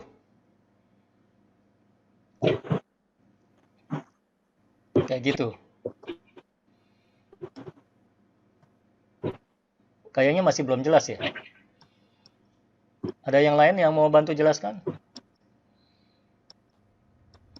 Kayaknya Michael masih belum terima. Udah sih, udah jelas. Oh, udah jelas.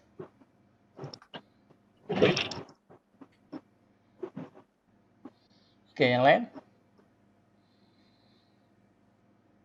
Jadi semua yang kita terima di dalam harus dibuktikan dengan Alkitab. Ya, kalau tidak sesuai dengan pengajaran Alkitab, ya harus gugur, nggak bisa diterima. Nggak bisa kita bilang, tapi ini terbukti loh, tapi ini hidup loh, tapi ini membangkitkan orang mati loh. Nggak peduli dia membangkitkan orang mati. Nggak peduli sehidup apa, kalau nggak sesuai Alkitab ya gugur gitu loh. Kita harus punya prinsip yang ketat seperti itu supaya kita tidak tersesat. Kalau kita tidak ketat seperti itu, kita akan tersesat. Karena hanya mengandalkan hidup. Kayak gitu.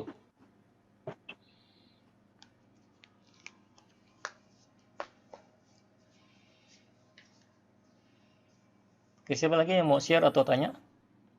Dek, mau tanya, kalau dulu kan orang bertanya pada para nabi.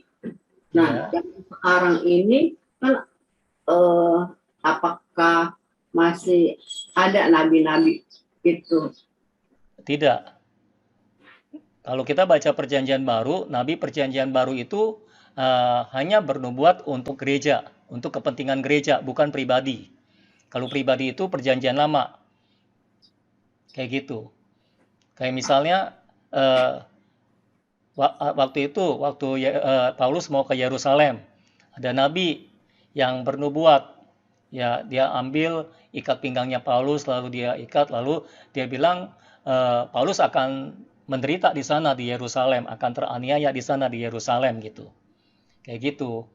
Ya, itu bukan untuk kepentingan pribadi Paulus, itu untuk kepentingan gereja. Kayak gitu.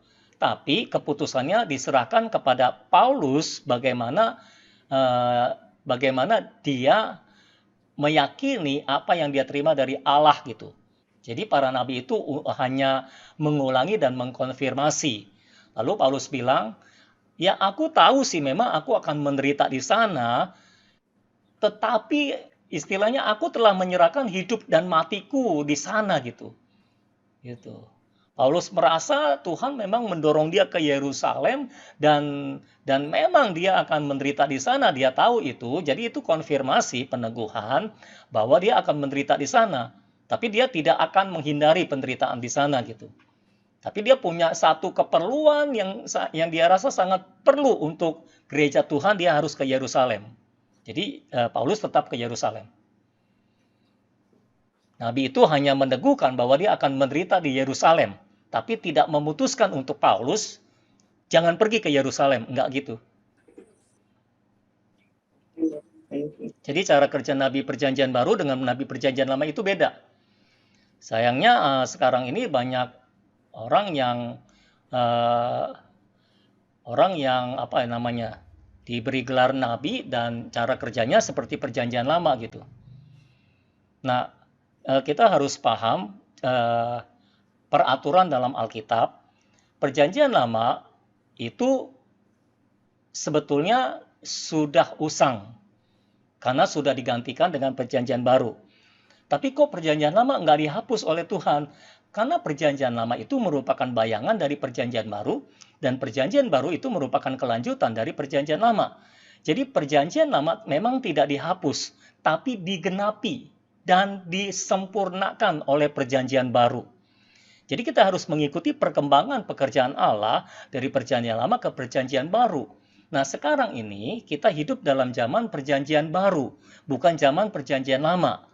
Jadi kita tidak boleh bergerak dengan cara-cara Perjanjian Lama, kita harus bergerak dengan cara-cara Perjanjian Baru. Karena kita hidup di bawah Perjanjian yang baru sekarang ini gitu. Jadi kita harus ngerti peraturan Alkitab itu gitu, sehingga kita jadi nggak serampangan dalam bergerak. Kayak misalnya kalau dulu kan orang perginya ke nabi gitu ya. Kalau sekarang kan sudah ada gereja lokal, tubuh Kristus. Ya, perlindungan umat adalah gereja lokal, tubuh Kristus. Tuhan sudah menetapkan itu.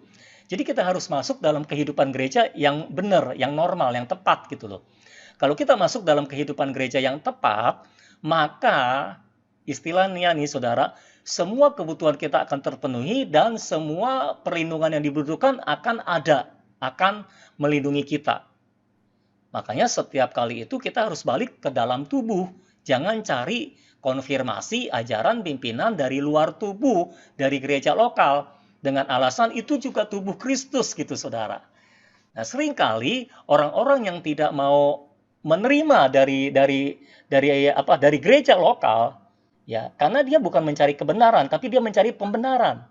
Karena gereja lokal di sini sudah menyatakan dia salah, tapi dia nggak terima, dia dibilang salah, jadi dia cari konfirmasi dari tempat lain. Nah, itu namanya bukan cari kebenaran, tapi cari pembenaran. Karena Alkitab berkata, Yesus bilang dalam disiplin gereja, Matius 18, kalau ada orang yang bersalah, ya, kalau ada dua orang yang bersaksi bahwa dia salah, dia salah. Dan dia harus menerima kalau dia salah gitu. Nah, kalau dibilang salah, dia nggak terima, dia cari konfirmasi di tempat lain yang bisa membenarkan dia, sedangkan tempat lain itu tidak mengenal dia, ya namanya dia bukan cari kebenaran, dia cari pembenaran. Misalnya, saudara tahu di tempat ini Tuhan menetapkan saya sebagai pemimpin. Nah, saudara nggak suka dengan katakanlah dengan nasihat saya. Saya mengoreksi saudara. Saya bilang tindakan saudara salah. Saudara nggak suka terhadap teguran saya.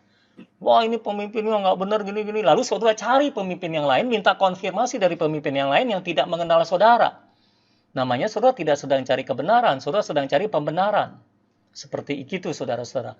Ya, jadi Tuhan itu kerja secara teratur. Kalau kita ditempatkan oleh Tuhan dalam gereja lokal di tempat ini, makanya pastikan saudara tahu persis di mana saudara ditempatkan. Kalau saudara merasa saudara memang tempatnya bukan di gereja lokal ini, ya buru-buru cari tempat yang memang Tuhan tempatkan saudara di sana. Karena kalau saudara terus di sini, saudara jadi berantem melulu gitu, jadi nggak klop-klop gitu. Tapi kalau saudara ditempatkan di sini, ya saudara harus menuruti yang Tuhan kerjakan di tempat ini gitu. Oke, silakan. Yang lain, ada lagi? Dan sebelum ada yang lain nanya, saya Iya. pengurapan dari dalam itu suara di dalam hati ya, kayak gitu ya. Waktu itu kan saya pernah mendapatkan ayat dari Tuhan, sekalipun engkau menyeberangi sungai, engkau tidak akan dihanyutkan, sekalipun melewati api, engkau tidak akan terbakar, dan yang api tidak akan dihanguskan dan tidak akan membakar engkau. Dan setelah saya mendapatkan kata-kata itu, ayat itu saya cari, ternyata di Yesaya 43 ayat 2. Kemudian sehari atau 2 hari kemudian saya mendapat sakit COVID. Waktu itu kan COVID itu menyeramkan, jadi itu merupakan penyakit yang orang takut banget sama kita gitu dan sebagainya.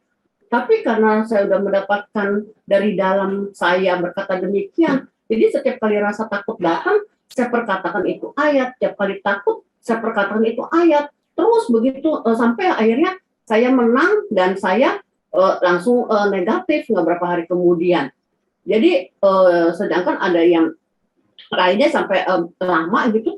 Tapi ya karena ayat ini saya sudah dapatkan, jadi saya benar-benar rasanya apakah itu pengurapan dari dalam, Dad? Iya, bisa.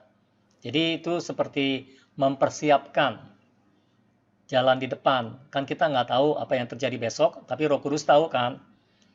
Jadi dia mempersiapkan kita untuk menghadapi apa yang akan terjadi di depan kita gitu. Jadi dia udah kasih perlindungannya, perlengkapannya. Kayak gitu. Oke, thank you, Dad. Nah, ini ada yang tanya, Andre, saya baru diterangi kalau doa Abraham untuk Sodom didasari atas pengenalan akan jalan Tuhan. Seharusnya kita juga berdoa dengan dasar pengenalan akan jalan Tuhan ya. Kalau kita mengenal jalan Tuhan, doa kita akan lebih berani. Doa kita akan lebih mantap. Ini meningkatkan iman kita. Jadi kita bisa berdoa dengan lebih percaya kalau kita mengenal jalan-jalan Tuhan seperti itu. Ya, makanya orang yang mengenal jalan Tuhan itu ketika dia berdoa lebih percaya, lebih berotoritas, lebih berani gitu. Jadi kita perlu mengenal jalan Tuhan supaya ketika kita berdoa seperti Abraham, seperti Musa, seperti itu. Berdoa dengan kuasa, dengan berani, dengan otoritas. Karena kita tahu doa itu pasti dijawab oleh Tuhan. Tuhan pasti bekerja dan bekerjanya kira-kira dengan cara seperti ini. Kita tahu. Karena kita tahu jalan Tuhan. Kira-kira seperti itu ya. Ada lagi yang lain yang mau bicara? Dad, Ya. yang bagian pembuktian Alkitab, walaupun perasaan roh kita nyata dan benar, tetapi harus dibuktikan dengan prinsip kebenaran Alkitab supaya kita tidak tertipu dan menjadi ekstrim. Ya. Kalau dalam keseharian itu seperti apa ya, Dad? Iya. Jadi ada orang-orang ini sih biasanya orang Pentakosta karismatik ya. Jadi mereka jadi ekstrim, hidup dalam roh, berjalan dalam roh. Jadi dikit-dikit, gue dengar suara Tuhan, gue dengar suara Tuhan, gue dengar suara Tuhan gitu. Tapi dia tidak mau dibuktikan lewat Alkitab. Pokoknya gue dengar suara Tuhan aja gitu. Gue percaya ini suara Tuhan, ini terasa banget hidup di dalam gitu. Ya tapi tetap harus dibuktikan oleh Alkitab. Kalau Alkitab bilang itu salah atau itu nggak ada dalam Alkitab atau bertentangan dengan Alkitab, ya kita harus gugurkan itu. Nggak boleh, kita harus strict. Kalau kita mau selamat, istilahnya kalau kita mau tetap berjalan di jalan Tuhan, tidak menyimpang, tidak tersesat, ya kita harus strict begitu. relnya itu diikutin. Karena Alkitab itu kayak rel kita. Berjalan dalam roh itu harus ada relnya. Kalau nggak ada relnya, banyak yang tersesat di dalam roh. Nggak balik-balik lagi itu. Jadi ada banyak yang seperti itu. Jadi nanti hidupnya jadi aneh, ya, pelayanannya jadi aneh juga, gitu, saudara-saudara. Dikit-dikit dengar suara Tuhan, dikit-dikit dengar suara Tuhan, tapi nggak pernah mau dibuktikan oleh Alkitab, karena mereka pikir itu apa yang mereka terima dari dalam selalu benar, gitu. Nggak bisa, harus dibuktikan lewat Alkitab. Kalau saya terima pengajaran di dalam, dan saya tahu Alkitab bilang yang berbeda, saya akan gugurkan itu, saya tidak akan terima itu. Itu membuat saya lebih aman. Karena kalau saya menyimpang, ini contoh yang lebih real mungkin ya, lebih real kayak gini. Saudara tahu kan di Matius 7 ayat 21 sampai 23 ya kalau nggak salah, Yesus kasih semacam perumpamaan gitu. Dia bilang, pada hari-hari terakhir akan ada orang-orang yang berseru kepadaku, Tuhan, Tuhan, kami telah menyembuhkan demi namamu, kami telah bernubuat demi namamu, kami telah mengusir setan demi namamu, gitu kan.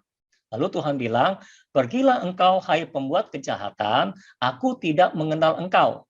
Gitu kan Tuhan Yesus bilang kan.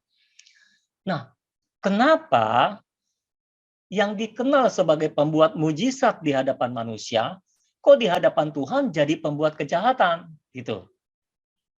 Ngerti nggak? Jadi di bumi, di hadapan manusia, mereka dikenal sebagai pembuat mujizat.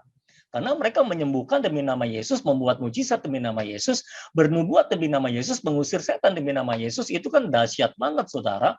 Tapi ditolak oleh Yesus. Yesus bilang, aku tidak mengenal engkau, engkau pembuat segala kejahatan. Loh, kok pembuat mujizat bisa jadi pembuat kejahatan di hadapan Tuhan gitu? Kenapa beda di hadapan manusia jadi pembuat mujizat, di hadapan Tuhan kok jadi pembuat kejahatan?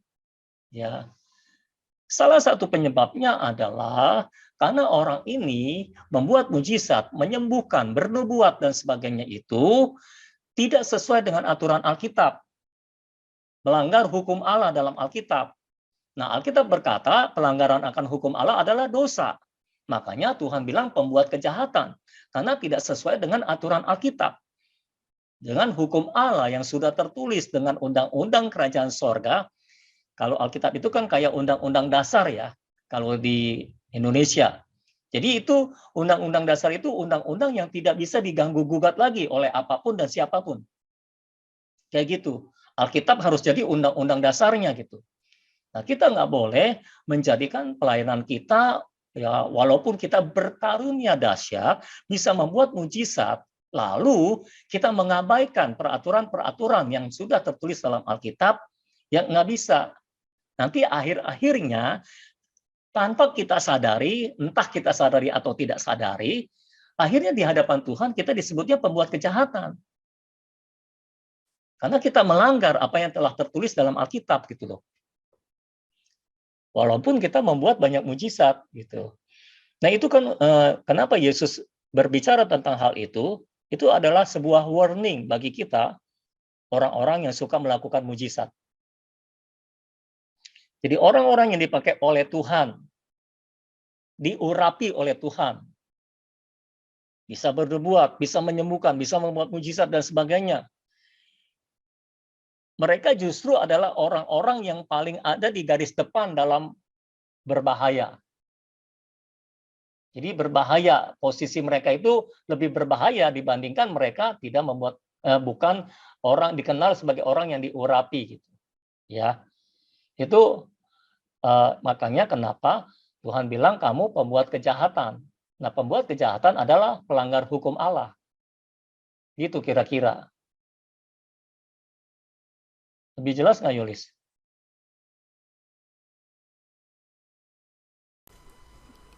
Iya, iya, Dad.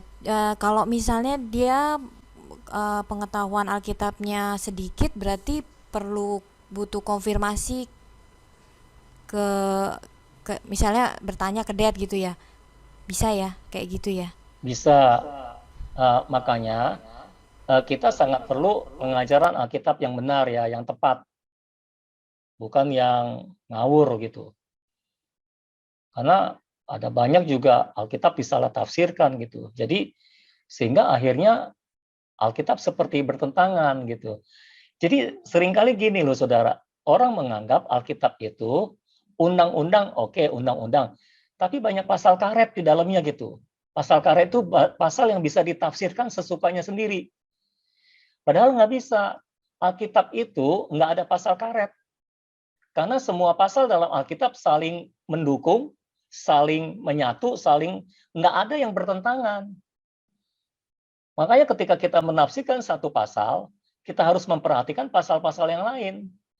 Diuji dengan pasal-pasal yang lain gitu. Ya. Nggak bisa kita mengeluarkan satu ayat berdiri sendiri. Harus lihat pasalnya apa, lalu pasal-pasal yang lain apa, karena pasal-pasal semua dalam Alkitab itu tidak bertentangan, tidak saling bertentangan, semuanya saling melengkapi gitu. Jadi tidak ada pasal karet dalam Alkitab, pasal yang bisa ditafsirkan sesukanya sendiri, itu namanya pasal karet. Karena semua pasal dalam Alkitab itu saling melengkapi, saling mengisi, ya karena diinspirasi oleh Roh Kudus. Jadi walaupun penulisnya beda-beda, tapi satu arah. Dan pusat dari Alkitab adalah Kristus. Itu sebabnya harus Kristus.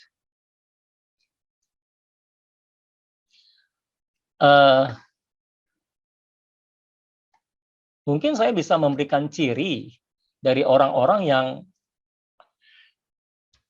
agak menyimpang, tapi dia sendiri tidak paham kalau dia sedang menyimpang gitu.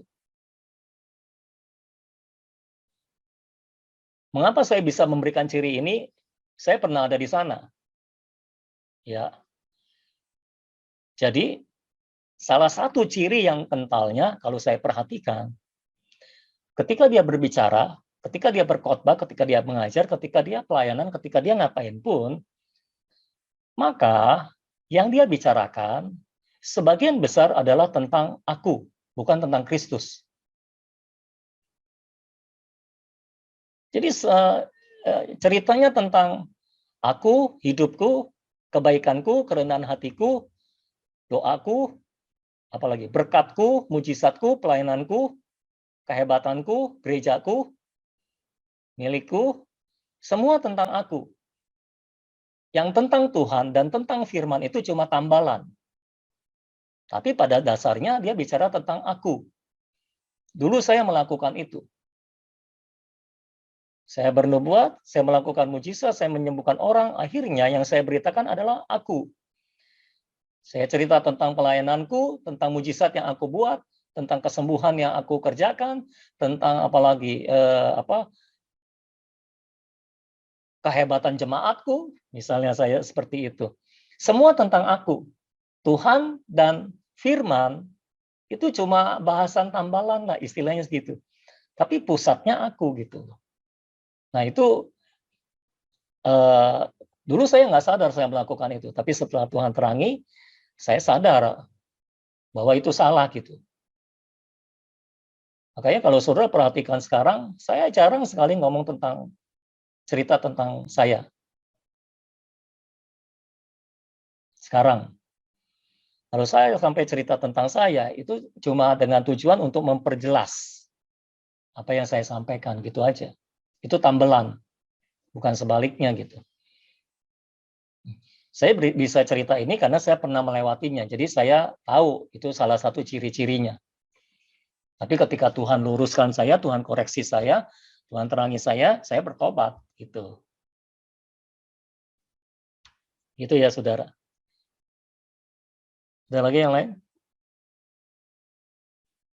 Apakah semua jelas apa yang disampaikan? Apakah bisa dilaksanakan kira-kira? Dalam praktek sehari-hari bisa?